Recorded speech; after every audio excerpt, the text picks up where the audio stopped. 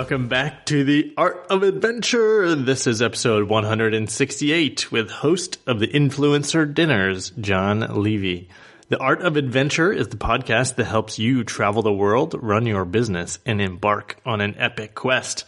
You can check out the show notes for this episode and all the others at DerekLaudermilk.com. Before we get started, I would love to send you guys over to Instagram. I have been writing a lot of deep thoughts. I've been trying to think of some deep thoughts and then write them in the captions on Instagram. I'm really excited about that. So if you want to follow me over there, you'll see more of what's going on a day-to-day basis, the adventures we're having as a family, the business things that I'm learning and working on with my partners. That's exciting and a great supplement to this podcast. So today, in this episode, we have social scientist and adventurer Jon Levy. He's back on the show to talk about his famous influencer dinners. At this point, the influencer dinners are pretty well known. He's talked about them on other similar podcasts. He's hosted over 1,000 people at these dinners, and he has made himself into a hub, a super connector, knowing all kinds of really amazing people. And he talked about how he wanted to surround himself by these amazing people to enhance the experiences he had. So we'll learn what drove the creation of these, and it's been going for years now. So how did he build them into the great success that they are? When he launched the 2 a.m. principle, that's the book he talked about in his last episode, how he did it so successfully using his network, how he immediately got a movie deal out of it. And we'll also learn how he gets busy CEOs, Olympians, really important people to say yes to this dinner by having a proof of concept, how he got major media to talk about the dinner. Basically, if the New York Times is talking about you, then everyone else thinks that you're legit. He gives me some advice on how I can start something similar to also bring people together and be a super connector. And he talks about the social psychology of joint activities and what you can do to bridge connections among people. So there's a lot going on here. I think you're really going to enjoy this episode with Jon Levy. So here we go.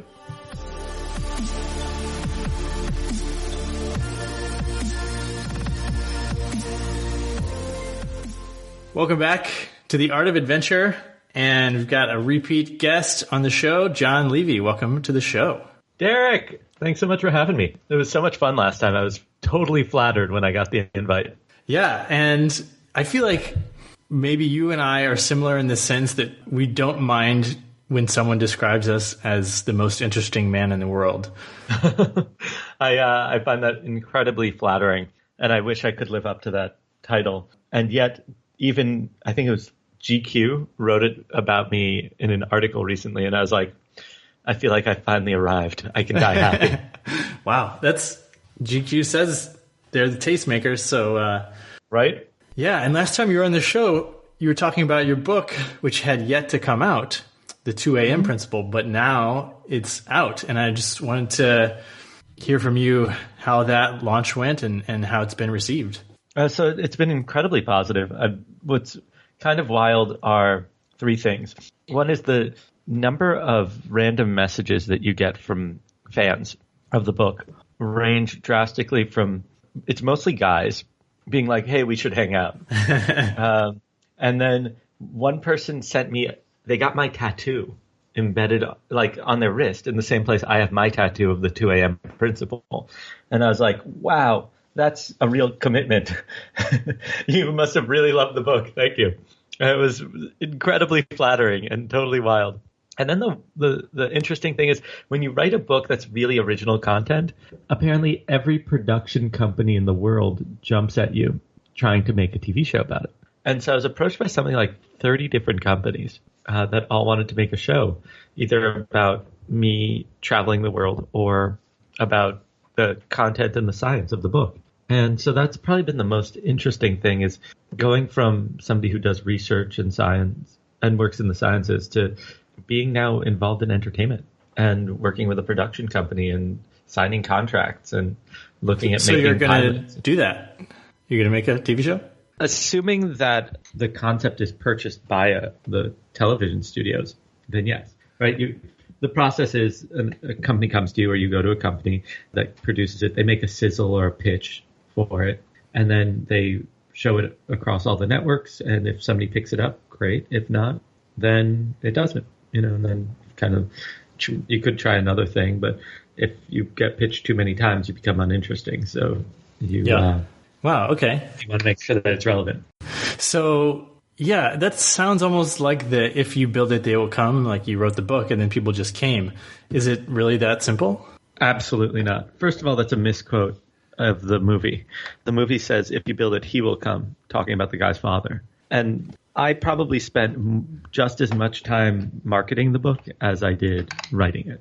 And so I spent literally years collecting contacts and making friendships across the media industry, not specifically because I knew I had a book to market, but I knew that these people have a few things going for them. One is I generally noticed that they're very good at bantering, like editors and journalists. They have a command of the written language that's pretty profound. And as a byproduct, they're exposed to ideas that are either on the cutting edge or unseen by others. So they're really interesting people, and their stories are fascinating, and they can banter well. So it was like this awesome mix of personality traits that I really enjoy spending time with. And two, I knew at some point I was going to want to either promote something or help some social cause or something, whatever it was. And I would need support from the media outlets. And so and I think you know this, I curate a kind of a secret dining experience. Yeah. Called the Influencers Dinner. I made sure that we had a lot of media representation because it's a really critical element to being able to impact change. So that's something that I think is worth highlighting for the listener, that you laid a foundation of relationships before you ever had something specific to need it for. Mm-hmm. I believe that your success is created probably a decade before you do anything, or it takes about 10 years to do anything worthwhile. Since we jumped right into talking about the book, I'll just tell you listeners, I wrote a book that was pretty popular. It's still on sale. You can get it anywhere from like Amazon and Barnes & Nobles, all that stuff. It's called the 2 a.m. Principle. I spent about 10 years traveling around the world studying the science of adventure. What causes people to live fun, exciting, and remarkable lives. Obviously, I wasn't running like lab experiments while I was on the go. I was mostly taking research by other people and applying it and testing it in the field to seeing what actually helps me connect with people, what causes a more fun night, how do you end on a good note so that you remember the experience more positively. And I developed a model for understanding how to live an adventurous life. And it turns out that every adventure follows a 4-stage process that when you apply it, makes life exciting. And so that's the book. It's called the 2 a.m. Principle because nothing good happens after 2 a.m. except the most epic experiences of your life. And EPIC stands for the 4 stages of an adventure: establish, push boundaries, increase, and continue. So that's what we were talking about at the beginning. Now, about the same time, I was also very curious about what causes the most influential people in our culture to connect and engage. And what triggered that was that I was sitting in a seminar, and the seminar leader said that the fundamental element that defines the quality of your life are the people you surround yourself with and the conversations that you have with them. And so I was curious, how do I connect with the most influential people? Because what research has shown, after all working in the sciences, is that the traits that we have are actually contagious. Everything from obesity to marriage and divorce rates, smoking habits, happiness, depression, all of it passes from person to person. And it's pretty profound how much. So if you have an obese friend, your chances of obesity increase by 45%. Wow. Your friends that don't know this obese person, their chances increase by 25%. Their friends by 10% and their friends by 5%. Meaning we have an effect 4 degrees out. And so if you can curate the people in your life and bond them in the form of a community, the impact that they can have on you is absolutely incredible.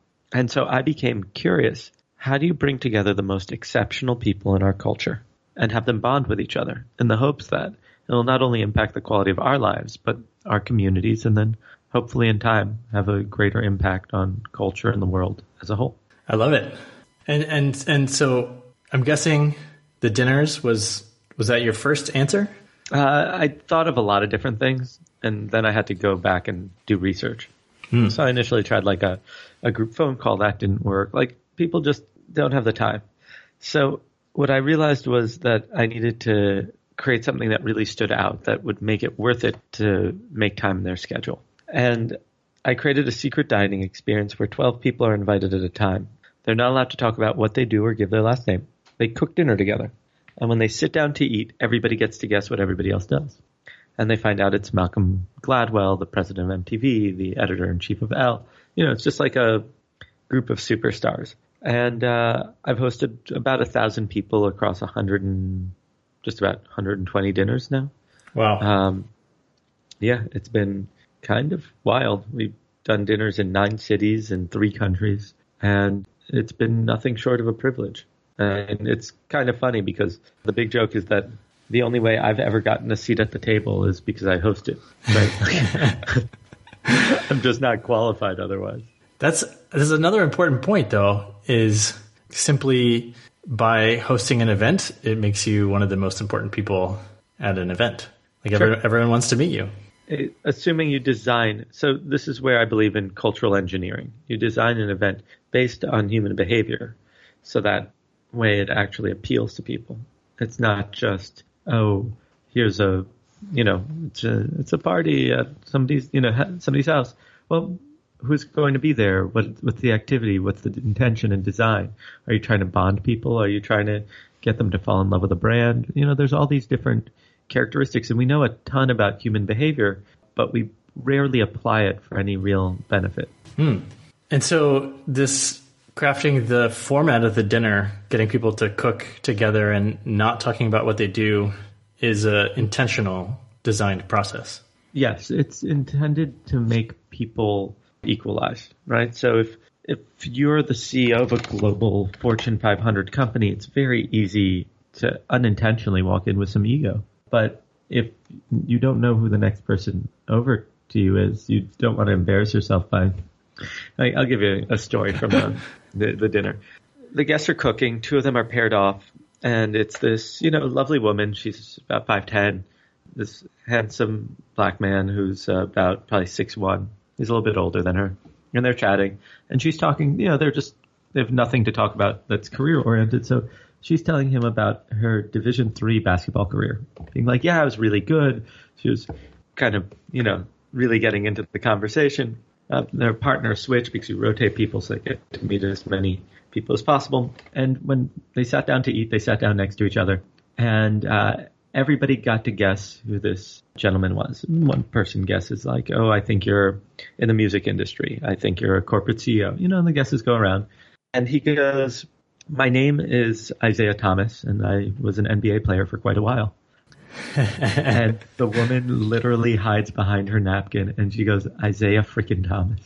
I was bragging about my Division III basketball career in college to a 12-time NBA All-Star, Isaiah freaking Thomas. So I think that serves as an example of why people tend not to come in with much ego, because you don't know if the person to your left is a Nobel laureate or an Olympic medalist. So, okay, 1,000 people at these events, they're all probably, quite busy, important, high-level people.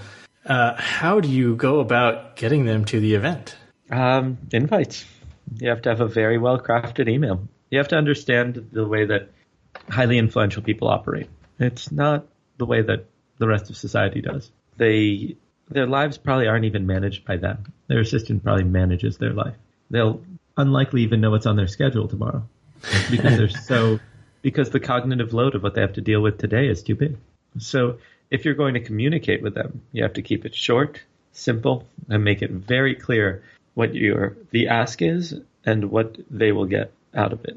So I shoot for less than 5 sentences with proof of concept at the very start. So there's been all these articles. We were on the cover of the style section of the Times. We were there are articles that you can still see on Forbes.com and Fast Company and Inc. And we've been mentioned everywhere at this point. Yep. Business Insider did a big thing about Mirror, our salon series. So the key is there's this thing popularized by, I think it was Chip and Dan Heath and Made to Stick, but I'm not positive. They called it the Sinatra Rule. And it goes, if you can make it there, you can make it anywhere, from the song New York, New York. Right. And if the New York Times is writing about you, that's pretty strong proof of concept. Right? You're probably in the clear at that point. And so we lead with that kind of stuff, as seen in, in all those. You're just sending a cold email, though? I mean... Yeah. And wow, okay. 60 to 70% is cold, 10% is people I've met, and the remainder is recommended by other people. Wow. And, okay, so maybe could you give another example besides the potential TV show that's come out of your book? How, what other things have you benefited from by making these relationships? Having this network? Yeah. Well, first and foremost, it fundamentally changes your whole life, right? And I'm not talking like I'm a celebrity or something. I'm not a celebrity. I can walk down the street and nobody will know who I am. Occasionally I have been recognized and I thought I was being punked because I thought like a friend's friend put it, like my book had come out and I was walking down the street and somebody's like, Jon Levy? And I'm like, yeah. And he goes, oh my God, I'm such a big fan. And I'm like, are you sure you don't mean one of the other Jon Levys? There's like 500 of us in Manhattan alone. And he's like, no, I follow you on Instagram. I'm like looking around for my friends to see who's punking me. And the guy was really genuine. He's like, no, I work at, this and this company and I've been following you on Instagram and I'm a huge fan and would you be up for chatting? And I was like, yeah, absolutely. Anybody who's going to be that friendly, genuine, and I'll definitely make time for. After all, I'm not so important by any stretch of the imagination. So, but it does literally change every aspect of your life. And here's why. The people you surround yourself with will redefine the way you think and shift your values constantly. And so when I think about fitness, I get, I look at the training that my Navy SEAL friends do. When I think about business and marketing, I go to the people who've sold hundreds of millions of dollars in companies. And so the access to intelligence, experience, and network becomes second to none. The person who kind of advised me on how to do a TV deal has been nominated for 13 Emmys, and the one that advised me on a film deal is the number 2 producer in Hollywood history. His name is Tom DeSanto, and his average film does over $700 million in box office. He did the X-Men series, Transformers, and Battlestar Galactica. He created the story Bible for Battlestar. And so when you can get advice at that level and then have access to their contacts because they trust you, it accelerates anything you want to do. Now, if I would have invested the same amount of effort into building a company, I would have a company that I could have sold and exited and had a lot of money. But I'm fundamentally not driven by that. I'm fundamentally driven by creating an interesting and remarkable life. And I really care about people and community. And so I knew the only thing I could do was build community.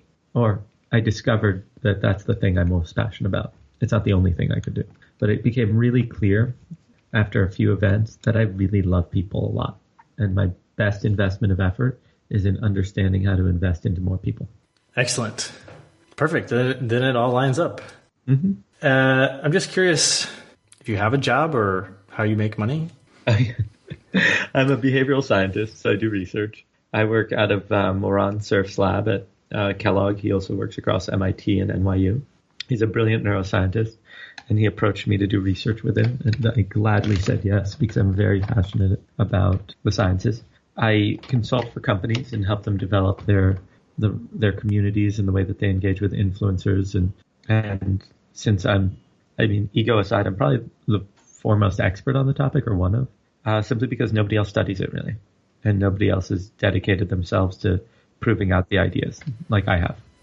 Right? The influencers community is one heck of a proof of concept, and nobody else has really created anything like it.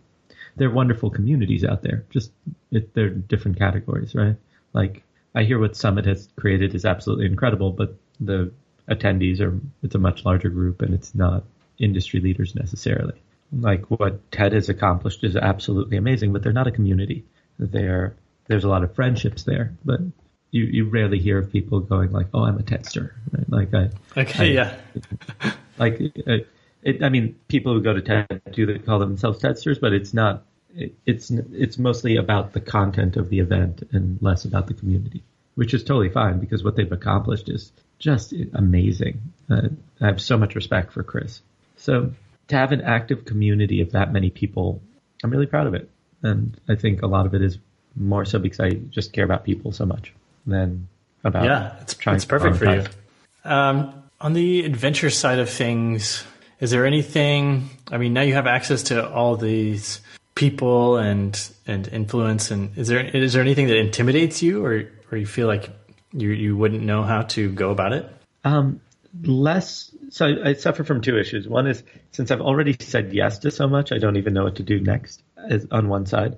And on the other side, I don't know if I should, right? So like the inclination is that when you've done a lot of stuff and made it through safely, then you increase the risk to increase the excitement. And that's probably not a good idea for me, considering I've already been crushed by a bull in Pamplona. Like I constantly damage my body, and I need to repair it before I do any more stupid stuff. So yeah, I mean, that's basically where things are at. Interesting. Okay, here I've got a question, and I asked a previous guest about this, and maybe you could share your thoughts as well. I'm thinking of starting a charity or some type of organization that funds people to go on adventures, because I think, based on the hero's journey, people that go on epic adventures that come back with more wisdom or skills or stories or whatever, and they share them with their community and the world, and it really makes a big difference. So if you were going to start something like that, what would your approach be? Well, so let's ask a question. Okay. Yeah. One is, what is the change that you want to accomplish? What would be the cost per person that's appropriate for that? And how can that be maintained beyond your single event? Well, the change is perhaps unclear, but just trusting that there is going to be some sort of positive change by sending people out on adventures. So let's take a look at this and break it down. Okay. Yeah. So as I define adventure, it is an experience that is, 1, exciting and remarkable. It has to be worth talking about. 2, possesses adversity and or risk, preferably perceived risk. And 3, brings about growth. The person you are at the end is distinct from the person that started. So if you want to create that kind of impact, then it doesn't need to cost much money, and you don't have to send somebody to a foreign country. You can create an adventurous experience that costs very little money. But more importantly, if you can do that in the context of a community, then you attain sustainability. Because getting somebody to go on one adventure is a story that they tell. Getting somebody to embrace an adventurous lifestyle either takes an incredible strength of character or a community to ensure that it happens. So my attitude would be, let's take a step back. And before we look at a nonprofit or anything like that, what about just creating a group? And it can be for profit. I mean, nothing says it shouldn't be. You could lose money off of it. You can still get the tax benefits, right? Yeah. But if you create a community dedicated to adventure and then provide suggested adventures or whatever it is, or arrange for meetups and group leaders and all that kind of stuff, then you've got yourself something that might be really interesting. But a nonprofit that sends people on adventures is potentially very difficult to fund. Getting somebody to put down, $100 for a day of craziness, that might not be that hard. Okay. Cool. I like that. My attitude is that there's plenty of really great nonprofits. There might even be one that does this kind of stuff already. So before you start going down that path, see what's out there. And the second is that most nonprofits are maybe better off not being nonprofits. Well, that's why I couched it in using the term charity instead of nonprofit, because it could be for profit. Certainly. For-profit charities? I don't know if that sounds a little weird to me, but sure, go for it. You could have a triple bottom line company. That's all. I'm all for that. But I think if it was for-profit and you called it a charity, people would get really upset. Gotcha. I'm actually curious. I saw you were doing these things where you, private jet weekends, we're going to an unknown location. Yeah. That sounds sort of similar, we're just going to create this experience. How do those work? Well, because I travel so much, I got a JetSmarter account, which I'm frankly kind of regretting. But it's a private jet company, and you pay an annual fee. I pay $10K. And since I fly so much, it ends up paying for itself relatively well, right? It ends up being less than getting a premium seat on a regular plane, which is a shockingly low amount. And in addition to the standard use, which is they have these shuttles that you can take back and forth from different cities, they have a feature called deals, which are these empty legs, meaning a jet is needed in Greensboro, North Carolina, but it's currently sitting in Bedford. It flies empty to that location so that it can be prepped for whoever got it. So JetSmarter allows you plus 1, 2, 3 friends, whatever it is, to hop on the plane and take the flight. And as part of your experience, you don't pay anything else, whatever you want. And so the deal was, I posted to Facebook, who wants to go on an adventure this weekend? We're taking a private jet one way. And so we hopped on the plane, and we didn't really know where we were going. We ended up in Greensboro, North Carolina. And when we got there, we realized that Greensboro was not exactly a mecca of excitement. So we hired an Uber, and the Uber turned out to be a party car with a full sound system and lights and strobes and everything. And so we got into a karaoke battle with our driver and took the car down to Charlotte, North Carolina, where we ended up just spending 2 days exploring the city and having a blast. It was great. And then we found cheap flights back to New York. But we didn't know where we were going, what was going on, what there was to do. We didn't make any plan. We just landed and invented it as we went. That sounds great. Yeah, it sounds like if you're super fun. As long as you have a clear, open schedule, then there's no pressure and you can just see what happens. Yeah. Yeah, it was awesome. Wow. Perfect. One other thing I wanted to ask you about, you had a quote our life is determined by who we spend it with and the conversations we have. Yes. Adventure can be solo sometimes. So where does that fit in with the 2 a.m. principle, these solo type adventures? In the epic model of adventure, the E stands for established. That's where you put the right elements in place. The most important thing by far is the team of people you're with. That team of people is sometimes just you, and that's fine. There's nothing wrong with that. But that means that you have to self-generate. You are solely responsible for your enjoyment, your actions, your activities. And so you better be prepared for that when you come face to face with the challenges that will inevitably erupt. So I'm all for it. I think it is one of the greatest tests of characters is stranding yourself somewhere and figuring out how to get through it alone. It'll test potentially your will, your stamina, your strength of character, and I'm all for it. Now, if you're not at that level yet, good. That's totally fine. And then you have some fun growing in groups, but it's totally cool. And also some people are loners and prefer it that way, right? If you're an extreme introvert, there's absolutely nothing wrong with going on a hike by yourself as long as people know where you are. That's a good point. I'm serious. You don't want to end up like that, was it 127 hours guy? Exactly. Yeah. Brilliant. You've answered a lot of my questions, and I have yet to try to copy in some sense the influencer dinner, but I keep feeling like I want to at least just get people, together because they get to meet new people. Here's what I'll say. The influencer's dinner is very much my IP, right? It flows from me and my character. It really works for me. And I'm very protective of it. But the other thing I often say is that dinners are the worst. The last thing you should be doing is, if you want to bond people, is do a dinner. Because what inevitably happens is that people can only talk to essentially 4 people closest to them at maximum, right? There's a lot of issues with the table and seating arrangements and all that. It's just the worst. If you look from a social perspective, an anthropological perspective, we evolved in groups because we needed each other. Joint activity is what causes us to bond. And the influencer's dinner isn't about dinner. It's about a joint activity. That could be hiking. That could be painting. That could be, building a house or restoring a park. Whatever it is, it's the joint activity. The fact that you're pitching in together and feel like you have a common purpose and putting an effort together that makes a difference. So I would encourage you to just not bother with dinner because it locks people in really awkward social settings. And what I would encourage you to do is pick something that is a joint activity that is consistent with your core values. Because after 100 and something, I'm about to do 120 soon, dinners, it's you have to really love it. Otherwise, you're going to be really annoyed and get tired of doing it. So in your case, it might be, what's an activity you love? Something you're just super passionate about. Well, yeah, you mentioned hiking. I feel like that's perfect. Then get a hiking. There's a really brilliant hiking group in LA that meets every week. They do some hike, and they've curated just the most amazing people, and they talk about stuff along the way, and people bond and create really meaningful relationships. So maybe that's your thing, is create a themed hike or something along those lines. All right. I like that. And I'll think about other potential possibilities.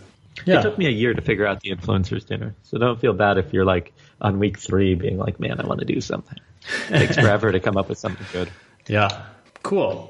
Is there anything that I haven't asked you about that you think is important for the audience to know? Listeners, what I've learned, if I were to sum it all up, is that the size of our lives are in proportion to how uncomfortable we're willing to be. It's all about growth. And so you can't have growth without being uncomfortable. And you're not going to have a remarkable life without growth. You're not going to enjoy it or appreciate it. And so my biggest advice is learn to be comfortable with the uncomfortable. And in that spirit, I hope you have wonderfully uncomfortable lives and enjoy all the adventures and magic that come with it. Perfect. Thanks so much for being on the show, Jon. Where can people find you online should you wish to be found? I'm super easy to find. Jon Levy, TLB. So JONLE, V as in Victor, Y as in yellow. Jon Levy, TLB. T like Thomas, L like lion, B like boy. And I'm on Instagram, Twitter, Facebook, JonLevyTLB.com. I'm super easy to get a hold of. So feel free to reach out and definitely pick up a copy of the 2 a.m. Principle. It will rock your world. Awesome. Well, yeah, great conversation again. Thanks so much for coming on. Eric, thanks so much for having me. Okay. Bye-bye.